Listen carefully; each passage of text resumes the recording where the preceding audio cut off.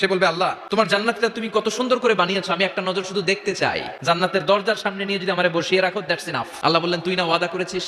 সে বলবে আল্লাহ আমারে হতভাগা বানাইয়া তোমার কি লাভ? সুবহানাল্লাহ পড়ে। আমারে তুমি হতভাগা বানিও না। আল্লাহ বলে ঠিক আছে, আবার সিগনেচার কর যে জান্নাতের দরজার সামনে বসিয়ে দিলে আর কিছু চাবি না। সে সিগনেচার করে বলে আমি চাবো না। আল্লাহ বললেন জিব্রাইল বেচারারে ধরে জান্নাতের গেটের সামনে বসায় দে। এবার জান্নাতের গেটের সামনে বসে বসে জান্নাতের সৌন্দর্য দেখা শুরু করবে। সুবহানাল্লাহ। ওই হতভাগা লোকটা বলবে আল্লাহ এত সুন্দর জান্নাত তুমি বানালা, চোখ দিয়ে সৌন্দর্য দেখি, কান দিয়ে আওয়াজগুলো শুনি, হুর আর গেলমান হেঁটে বেড়ায়, এত সুন্দর জান্নাত চোখ দিয়ে দেখি ঢুকতে পারি না, আমারে কষ্ট দিয়ে তোমার কি লাভ?